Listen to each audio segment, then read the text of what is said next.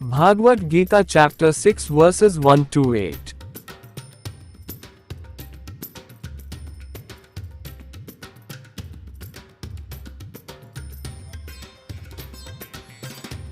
Bhagavad Gita chapter 6 verse 1 to 4. Please note English translation is given in the end. Shri Bhagwan Uvach. Anashrit karm phalam karyam karm karoti yah. Sa sannyasi cha yogi cha na nirgnirn chakriya.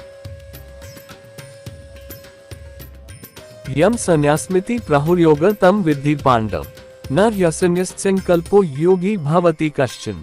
Aruruksho muner yoga karm karan muchyate. Yogarusya tasya sham karan muchyate. यदा हे नेन्द्रियार्थेषु न कर्मस्वनुष्ठिते सर्वसंकल्प संन्यासी योगारुस्तदुच्यते। जो व्यक्ति अपने कर्मों को उनके परिणामों पर निर्भर किए बिना करता है वही सच्चा सन्यासी और योगी है, न कि वह जो केवल कर्मकांडों को छोड़ता है या क्रियाओं को त्यागता है।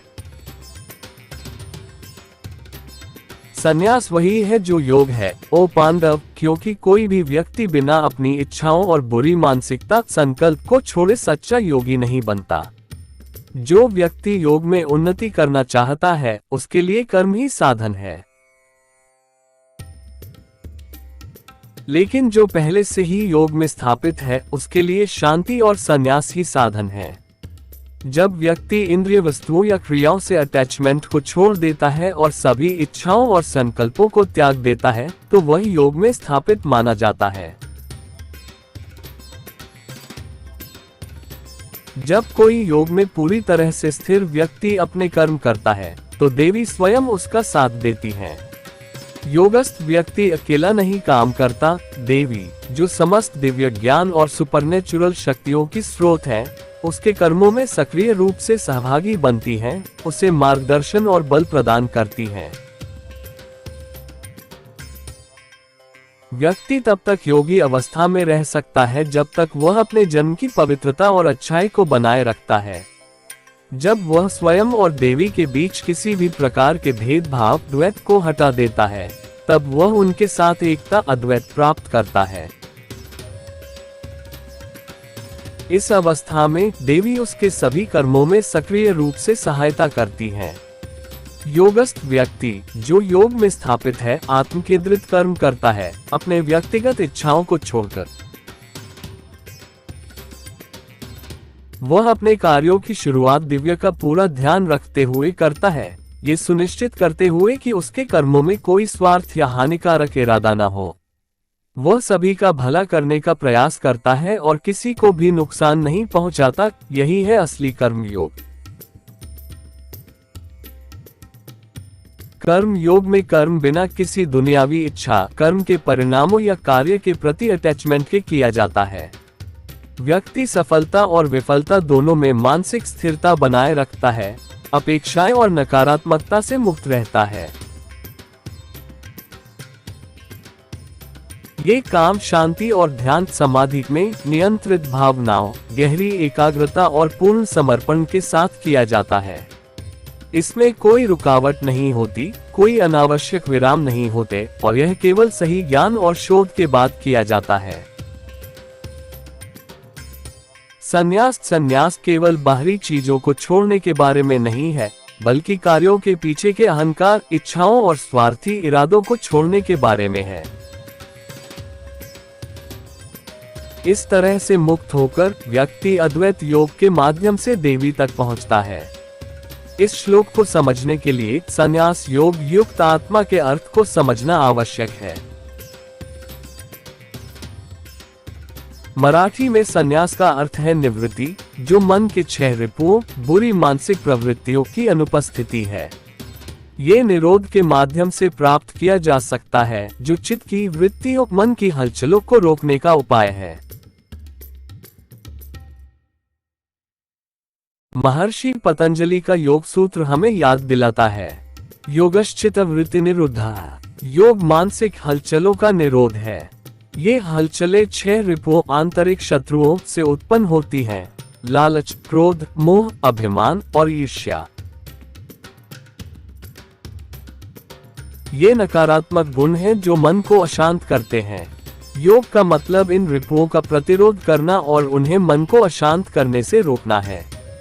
जब भावनाएं शांत होती हैं, तो ये शत्रु अपनी शक्ति खो देते हैं। योग एक निरंतर अभ्यास है जो मानसिक शांति बनाए रखने का है, इन आंतरिक बाधाओं को पार करके।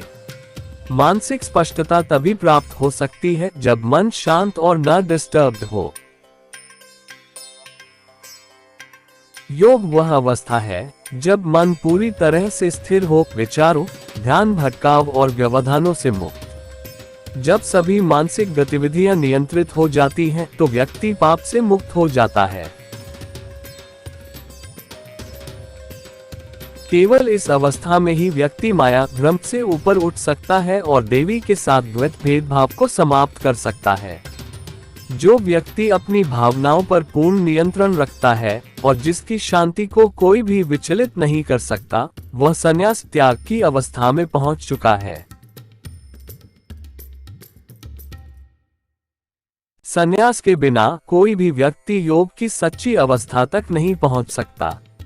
योग में कोई द्वैत नहीं होता, देवी और आत्मा के गुणों में कोई भेद नहीं होता। यह अद्वैत अवस्था तब प्राप्त होती है जब व्यक्ति उतना पवित्र और निष्कलंक हो जाता है जितना कि जन्म लेने वाला नवजात शिशु। केवल वही व्यक्ति जो संन्यास और योग दोनों में स्थापित हो, संन्यास योग युक्त आत्मा मोक्ष मुक्ति प्राप्त कर सकता है। English translation, Bhagavad Gita chapter 6 verse 1-4। Shri भगवान उवाच, अनाश्रित कर्मफलम कार्यम कर्म करोति यः स सन्यासी च योगी च न निर्निर्म चाक्रिय यम सन्यासमिति प्राहुर्योग तम विद्धि पांडव न ह्यसन्यस्त संकल्पो योगी भवति कश्चन। आरुरुक्षो मुनेर्योग कर्म कारण मुच्यते योगारुस्य तस्य शम कारण मुच्यते यदा हेनेन्द्रियार्थेषु न कर्मस्वनुषिजते सर्वसंकल्प संन्यासी योगारुस्तदुच्यते। One who performs their duties without depending on the results is the true renunciate and yogi, not the one who only gives up rituals or renounces actions. Renunciation is the same as yoga, O Pandava, for no one becomes a true yogi without letting go of desires and bad intentions, sankalpa. For someone who is seeking to rise in yoga, action is the means. But for one who is already established in yoga, tranquility and renunciation are the means. When a person is no longer attached to sense objects or actions and has renounced all desires and intentions, they are said to be established in yoga. When actions are performed by someone firmly established in yoga, the goddess herself supports them. A yogastha person is not acting alone. The goddess, the source of all divine knowledge and supernatural power, actively partners with them in their actions, guiding and empowering them. A person can remain in a yogic state when they maintain the purity and goodness of their birth. By removing any sense of separation, duality between themselves and the goddess, they attain oneness, Advaita, with her. In this state, the goddess actively helps the person in all their actions. A yogastha, established in yoga, performs selfless actions by giving up personal desires. They begin their work with full awareness of the divine, ensuring their actions have no selfish motives or harmful intentions. They aim to benefit everyone and avoid causing harm. This is true karma yoga. In karma yoga, actions are performed without attachment to the work itself, its outcomes, or any worldly desires. The person remains emotionally stable in both success and failure, free from expectations and negativity. Such work is done with calmness and focus, in samadhi, with controlled emotions, deep concentration, and complete dedication. It involves no quitting, no unnecessary breaks, and is done only after proper knowledge and research. Renunciation sannyasa is not just about leaving external things but letting go of ego, desires, and selfish motives behind actions. By becoming free from these, one attains the goddess through Advaita Yoga. To understand this verse, one must understand the meaning of Sannyasa Yoga Yukta Atma. The word sannyasa in Marathi means nivritti, which is the absence of the 6 ripus, negative qualities of the mind. This can be achieved through nirodha, the stopping of the fluctuations of the mind, vrittis. Sage Patanjali's Yoga Sutra reminds us, Yogaschita vritti niruddha. Yoga is the cessation of the fluctuations of the mind. These fluctuations are caused by the 6 ripus, inner enemies: lust, anger, greed, attachment, pride, and jealousy. These are negative qualities that disturb the mind. Yoga is about resisting these ripus and preventing them from disturbing the mind. When emotions are calm, these enemies lose their power.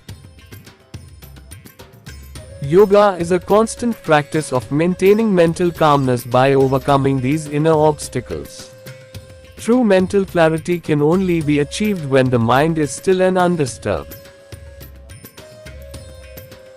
Yoga is the state where the mind becomes completely still, free from thoughts, distractions, and disturbances. When all mental activities are controlled, a person becomes free from sin. Only in this state can one rise above illusion Maya and remove duality Dvaita with the goddess.